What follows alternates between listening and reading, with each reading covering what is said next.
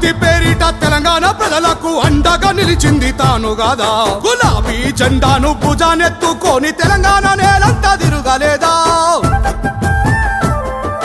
ఊరూరా పోరాటం అక్కి రాజేస్తుంటే అడుగడుగునా తాను మనతో లేదా ఊరూరా పోరాటం అక్కి రాజేస్తుంటే అడుగడుగునా తాను మనతో లేదా పచ్చగా బతికేటి తెలంగాణ నోర్వాని కేంద్రానికి బలి కాలేదా ఆ కేంద్రానికి బలి కాలేదా పోరాటాలకు చీలికలొచ్చెను ఎందుకో ఈ నేల మీద కన్న బిడ్డపై కక్షను గట్టి ముందుకు పోవుట మంచిదేనా